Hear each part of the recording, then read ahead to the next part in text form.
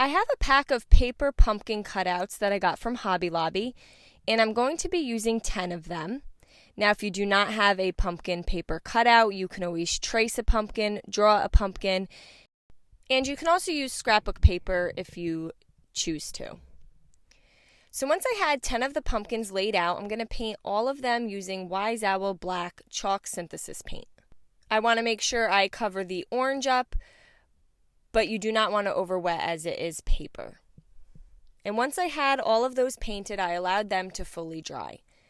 I then took 5 of the 10 pumpkins, and I'm going to put polka dots on these 5 using a foam dabber. I had 2 different size foam dabbers, and I just dab it in the Wise Owl Snow Owl paint, and then just do a little circular motion on each pumpkin to give me the polka dot design. And then on the other 5, I went with a stripe design. So I like to make my stripes with some blue painter's tape. So you could just lay a piece at the top and then use a small piece of tape as your spacer. And then lay a second piece down and lift up the small spacer tape and continue down your pumpkin until you have the stripes. And then I'm just going to take that foam dabber I used for the polka dots and just rub in the black areas and then lift up the painter's tape, and now we have stripes. And again, I repeated this on all 5 of these pumpkins. And when you're painting the stripes, you can kind of move your foam dabber in the downward motion so that you're not going up underneath the painter's tape. And you get some pretty clean lines this way. I allowed everything to dry again, and I'm going to cut the stem off of the top of each pumpkin.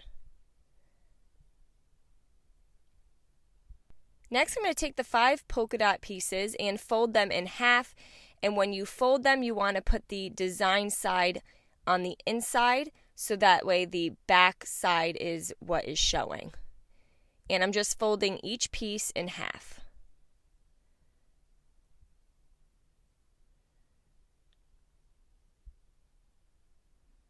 I'm going to use my hot glue gun, and I'm going to glue one side of each half to each other.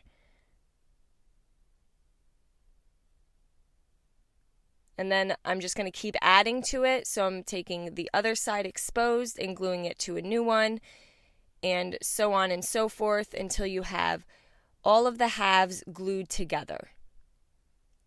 And it's almost like a little fan right now.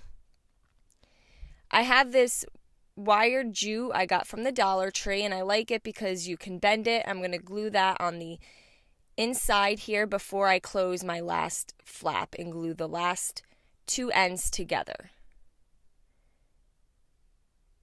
I have this burlap flower. It had 6 petals. I cut one off, and it was just the perfect little piece to wrap on the top to kind of give it a finished look. And I just put each petal in between each slot here. And then now we have this really cute paper pumpkin. You can bend the wired jute to just kind of give it a little bend. And now it kind of looks like a stem of a pumpkin. I feel like this is a great project to do with your kids or your grandkids. You can recreate it using just regular glue. It does not have to be hot glue. And again, you could pick any designed paper of your choice. You could paint it like I did, or you can go to the scrapbook section, pick a really pretty fall design, and just cut your own pumpkins. And I thought finishing the top off with the burlap flower was the perfect final touch. Very easy, inexpensive pumpkins you can make in all different sizes as well. I hope you guys enjoyed this video. Paint products, tissue paper, transfers, and mesh stencils can all be found on our webpage at chalkitupfancy.com. And don't forget, you can also check out other tutorials on our webpage as well. Have a great day.